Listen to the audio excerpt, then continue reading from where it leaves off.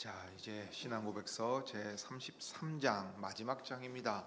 최후의 심판에 관하여 장 1절 들어갈 텐데, 먼저 신약성경 요한복음 5장 19절부터 30절을 읽은 다음에 우리 33장 1절 한 목소리로 고백하고 내용을 보겠습니다.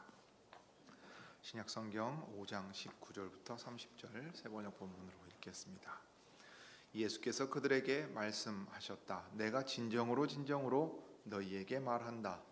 아들은 아버지께서 하시는 것을 보는 대로 따라 할 뿐이요 아무것도 마음대로 할 수 없다. 아버지께서 하시는 일은 무엇이든지 아들도 그대로 한다. 아버지께서는 아들을 사랑하셔서 하시는 일을 모두 아들에게 보여주시기 때문이다. 또한 이보다 더 큰 일들을 아들에게 보여주셔서 너희를 놀라게 하실 것이다.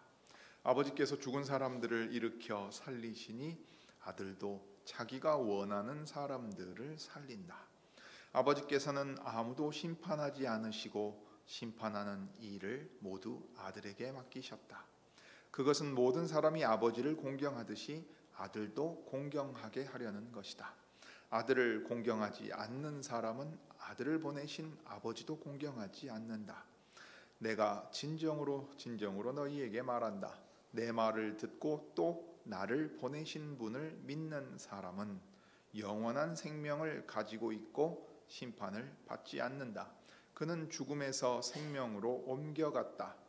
내가 진정으로 너희에게 말한다. 죽은 사람들이 하나님의 아들의 음성을 들을 때가 오는데 지금이 바로 그때이다. 그리고 그 음성을 듣는 사람들은 살 것이다. 그것은 아버지께서 자기 속에 생명을 가지고 계신 것 같이 아들에게도 생명을 주셔서 그 속에 생명을 가지게 하여 주셨기 때문이다. 또 아버지께서는 아들에게 심판하는 권한을 주셨다. 그것은 아들이 인자이기 때문이다. 이 말에 놀라지 말아라. 무덤 속에 있는 사람들이 다 그의 음성을 들을 때가 온다. 선한 일을 한 사람들은 부활하여 생명을 얻고 악한 일을 한 사람들은 부활하여 심판을 받는다. 나는 아무것도 내 마음대로 할 수 없다. 나는 내 아버지께서 하라고 하시는 대로 심판한다. 내 심판은 올바르다. 그것은 내가 내 뜻대로 하려 하지 않고 나를 보내신 분의 뜻대로 하려 하기 때문이다. 자, 이제 신앙고백서 33장 1절 같이 고백하겠습니다. 하나님께서는 예수 그리스도를 통하여 세상을 공의로 심판하실 날을 정하시고 그분에게 성부의 심판하시는 권세를 모두 주셨습니다. 그날에는 반역한 천사들이 심판을 받을 뿐 아니라 세상에 살았던 모든 사람들도 그리스도의 심판대 앞에 서서 그들의 생각과 말과 행위를 사실대로 아뢰고 선악간에 자신들이 그 몸으로 행한 대로 심판을 받을 것입니다. 자, 오늘 이제 최후의 심판에 관한 장을 보게 됩니다. 그래서 오늘 1절 보고 다음 주 2절을 보면 우리가 그 긴 시간 동안 웨스트민스터 신앙고백서 공부하는 것을 다 마치게 됩니다. 이제 이 다음에는 예배 모범을 시간을 내서 좀 보려고 합니다. 자, 이제 이 최후의 심판에 대해서는 제일 먼저 고백하는 것은 최후의 심판이 정해져 있고 그 심판을 맡으신 분이 있으시다. 아버지 하나님께서 그 심판할 권세를 주신 분이 계셔서 정한 날에 그분이 심판하실 것이다 했고요. 그 다음에 천사들도 심판받을 터인데 특별히 이 자기 자리를 지키지 아니하고 반역한 천사들에 대한 이야기가 있습니다. 사실 이 천사들이 자기 자리를 떠나서 인간을 꾀고 그리하여 하나님을 이제 대적하려고 함으로써 세상에 이 악이 들어오고 죄와 사망이 이긴 것을 우리가 이제 보게 됩니다. 그러니까 인간에게도 세상에 살았던 모든 사람들에게 이 마지막 이 판단하시는 일이 있을 것이라 하는 내용이 이제 있습니다. 먼저 심판하실 분에 대한 내용입니다.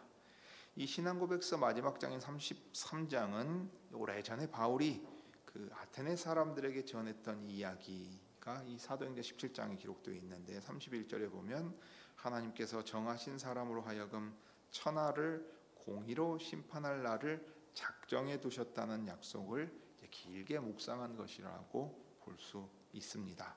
심판의 날은 장차 있을 그 일이 확실하다 하는 것을 강조하고, 천하는 그 심판의 범위, 그러니까 온 세상이 되는 것이고, 그 다음에 공의인은 심판자이신 그분이 참으로 선하고 공정하신 재판장의 자격을 갖추고 계신다 하는 걸 강조합니다.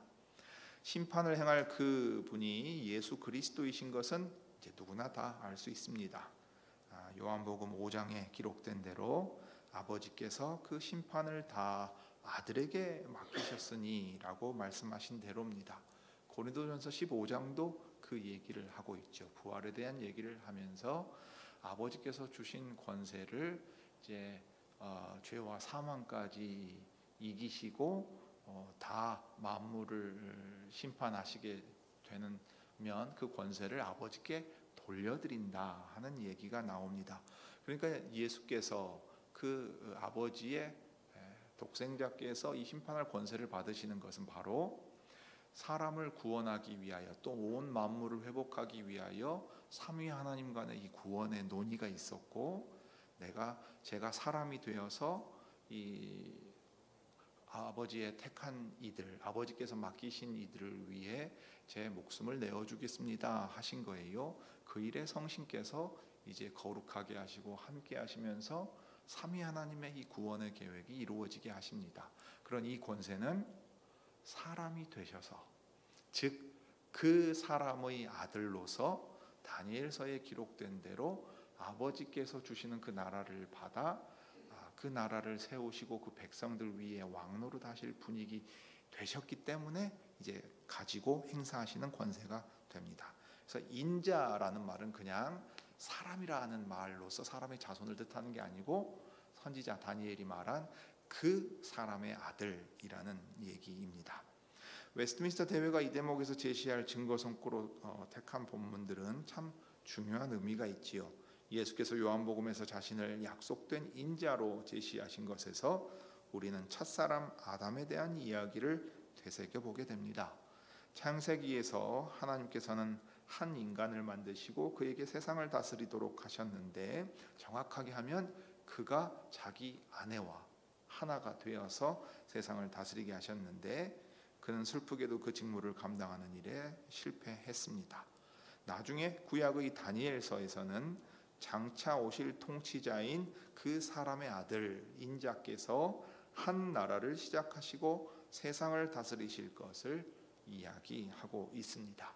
그래서 그 나라에 대해서 우리가 고백할 때, 주님 가르쳐 주신 기도를 마칠 때 그 나라에 대한 고백으로 마칩니다.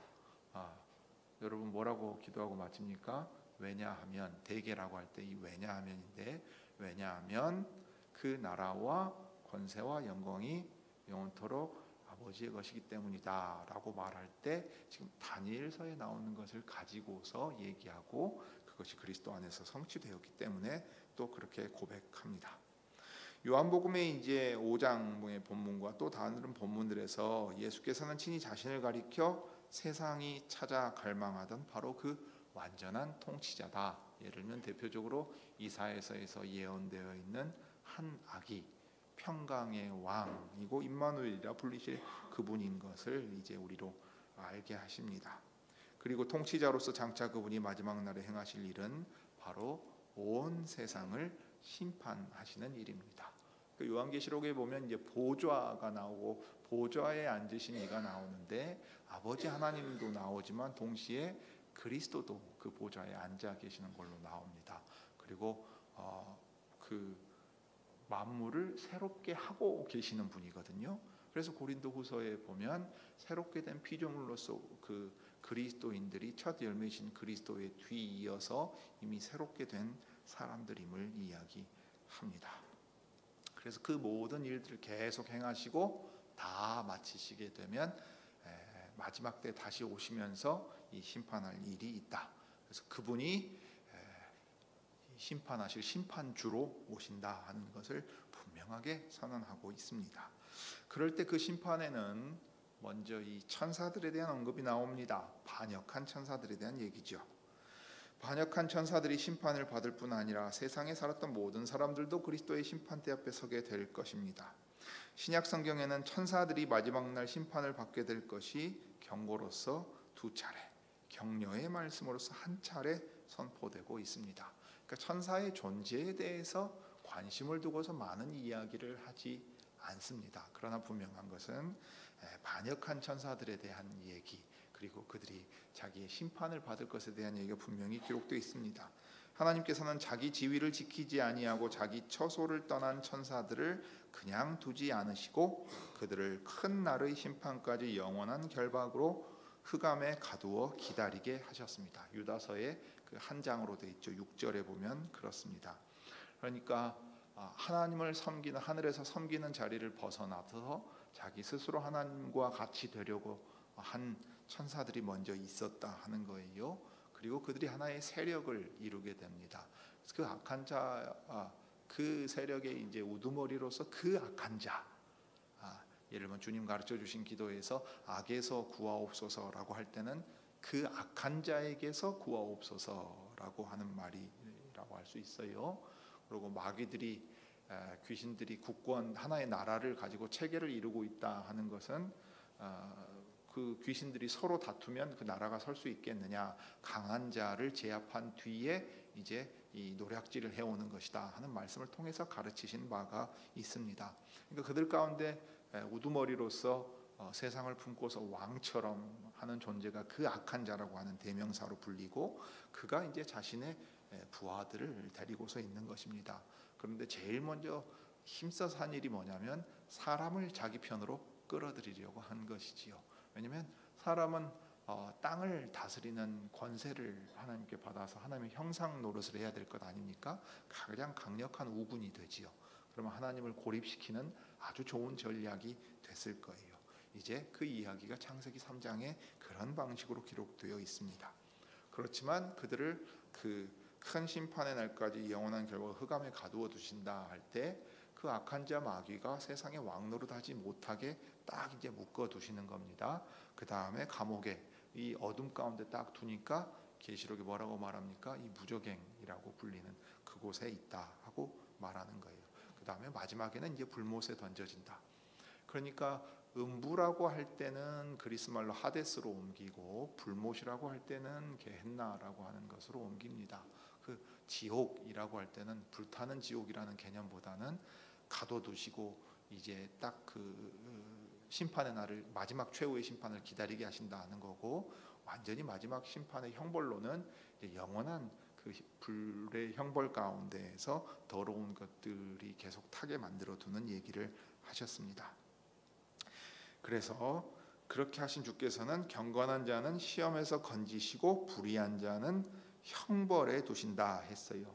범죄한 천사들을 용서치 아니하시고 지옥에 던져 어두운 구덩이에 두어 심판 때까지 지키게 하셨다 했습니다.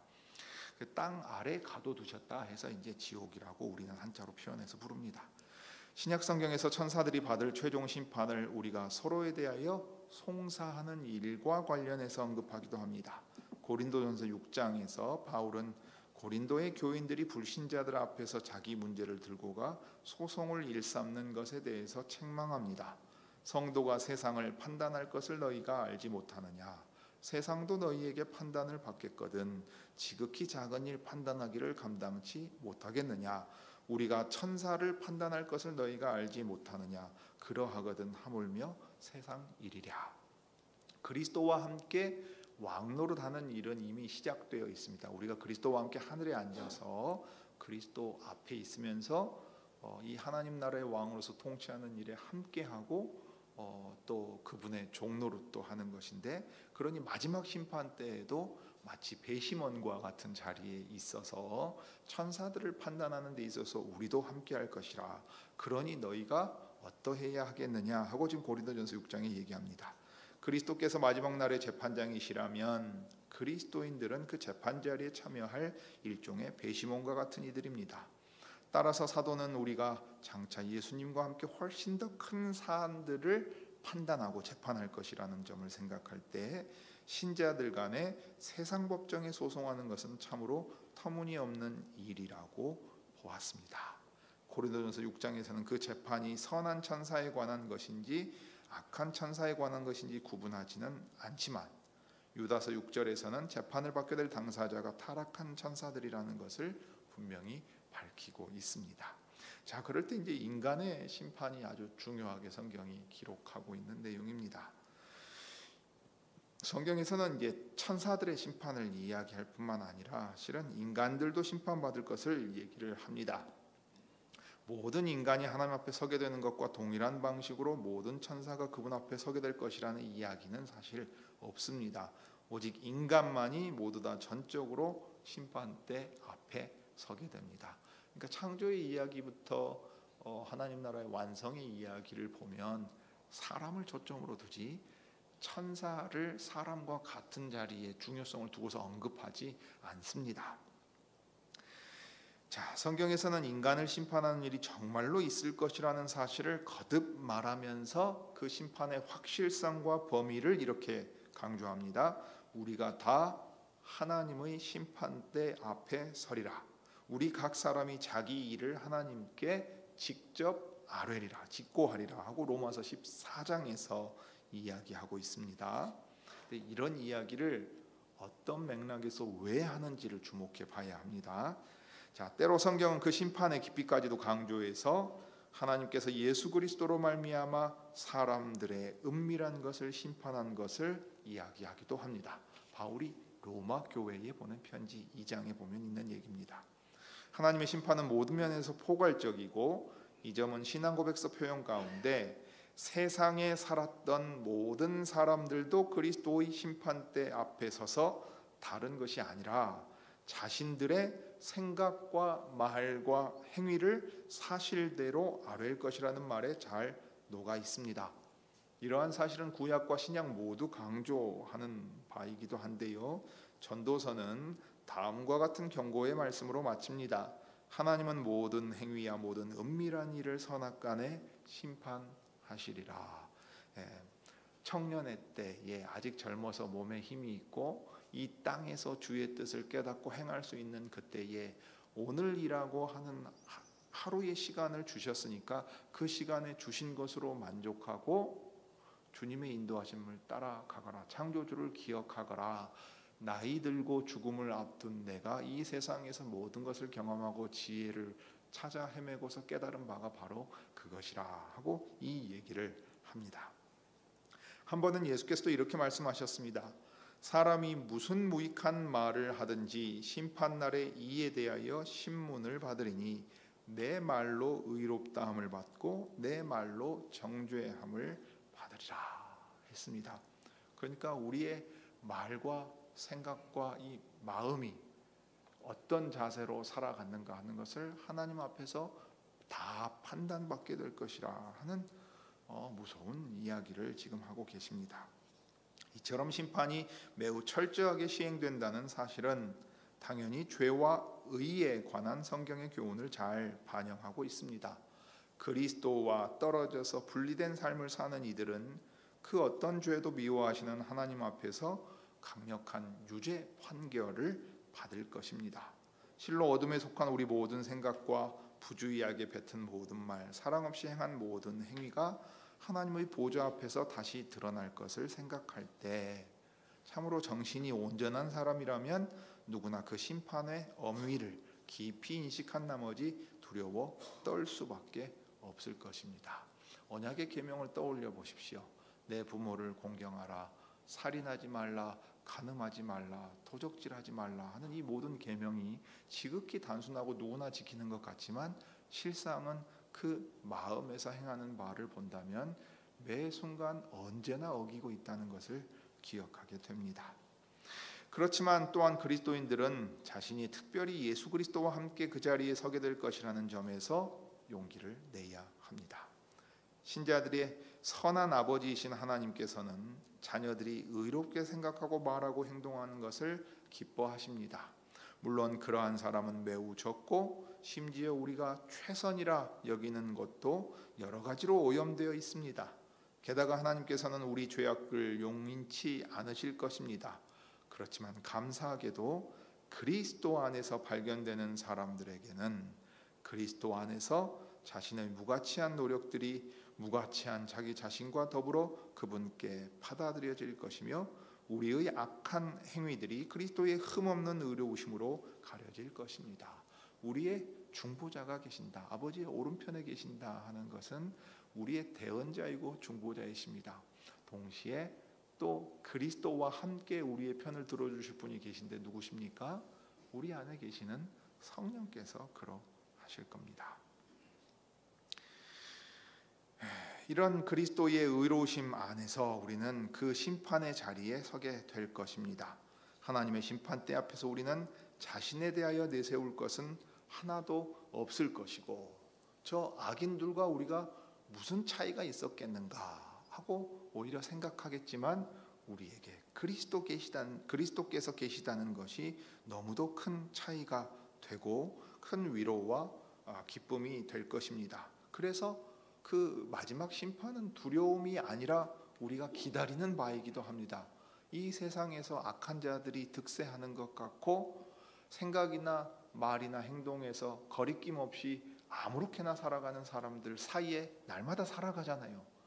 그 괴로움 가운데에서 우리는 최후의 심판자가 계시다, 정의로움을 판단해 주실 것이다 하는 것이 우리에게 소망이 된다 이 말입니다.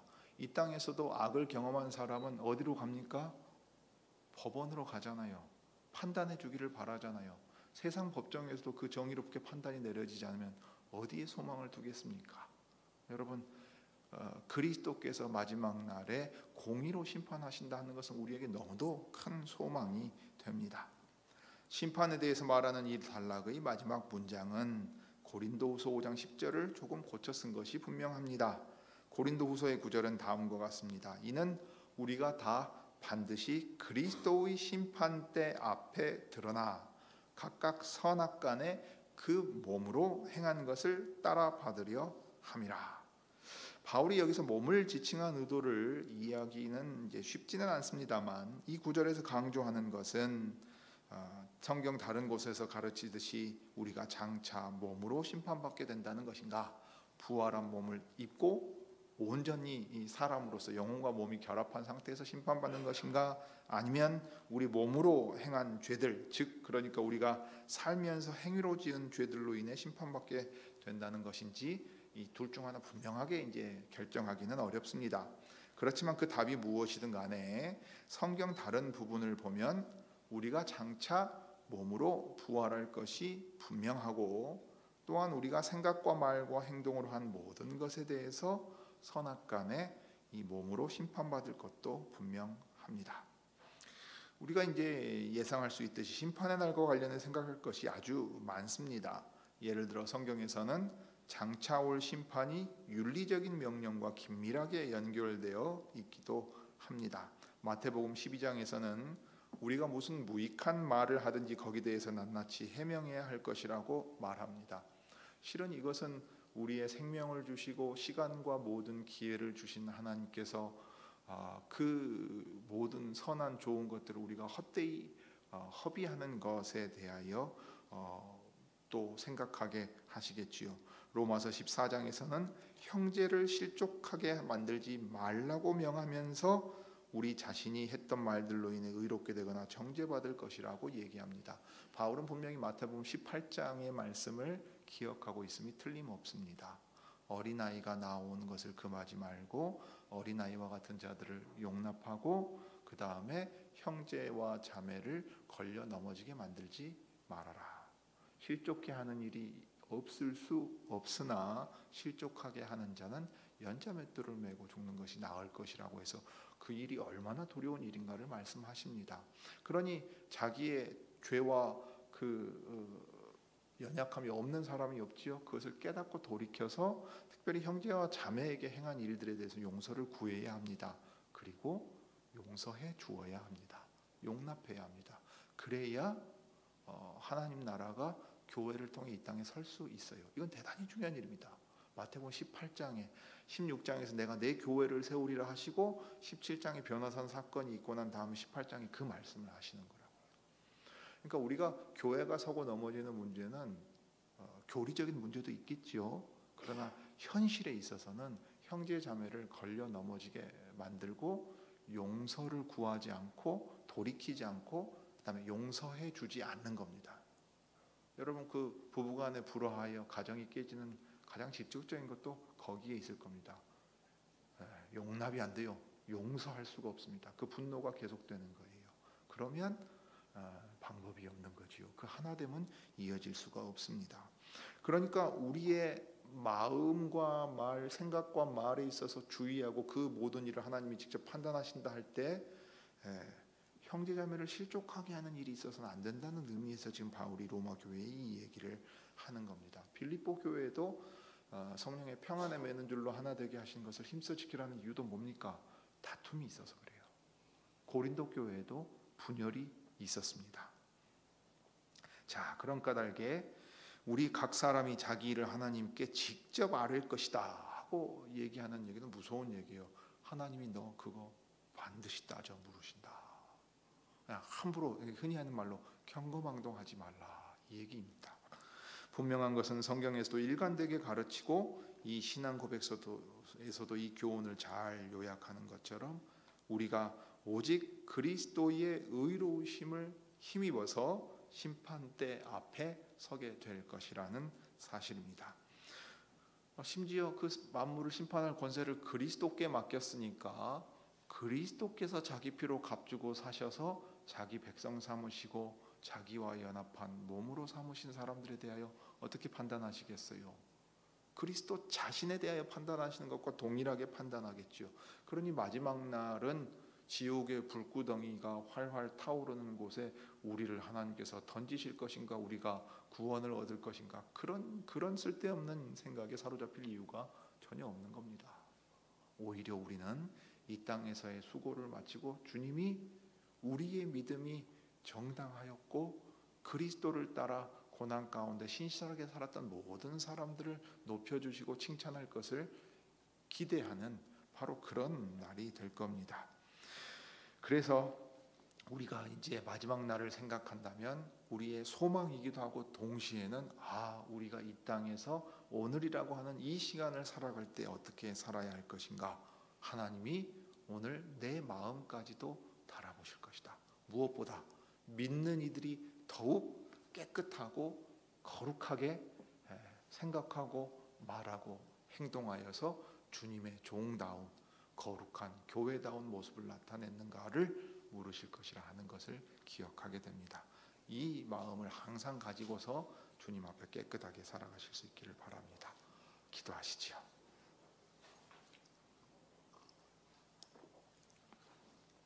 어미하신 하나님, 우리 아버지, 세상은 사랑을 말하고 자신들을 위해 피 흘리신 그리스도만을 말하려고 합니다. 그렇지만 정작 그리스도께서 피를 흘리셔야 할 만큼 우리의 죄가 너무도 크고 깊다는 사실은 결코 스스로 깨닫지 못합니다. 그러하기에 하나님의 사랑이 오히려 하나님의 어미하심과 크신 하나님의 그 공의를 만족시키기 위한 것임을 주님 저희로 말씀을 통해 알게 하셨사오니 저희가 그리스도로 말미암아 구원을 얻었다면 구원을 얻은 자답게 깨끗하고 정결한 삶으로 우리의 마음과 생각과 말과 행동에 있어서도 주의하며 판단하실, 세상을 공의로 판단하실 분이 한 날을 정하셨음을 우리가 기억하며 살아야 하겠습니다. 그러므로 이 몸은 썩어 없어질 것이라며 그 몸의 정욕대로 살아가는 사람들, 신이 어디에 있느냐며 나에게 증명해 보라고 자기 스스로 신이 된 사람들 사이에서 저희들은 하나님을 경외함과 경건함과 근신함과 절제함으로 이 세상에 살면서 주님 다시 오실 복된 그 소망을 가지고 살게 하옵소서. 무엇보다 이 땅에서 주님의 백성들이 온전히 하나님의 공의가 다 이루어지지 않은 것이 오래 참고 기다리시는 자비로운 하나님의 구원하시는 날을 선포하기 위함인 것을 기억하여서 우리가 경험하고 또 당하는 이 고통이 도리어 주님의 오래 참으심 가운데서 세상을 위한 것이 된 것임을 기억하게 하옵소서. 그러므로 우리에게 주어진 이 날에 경건하게 살면서 동시에 이 심판하실 분 예수 그리스도께서 우리로 회개하라 명하셨음을 전하는 이들이 되게 하옵소서. 주 예수님의 이름으로 기도드립니다.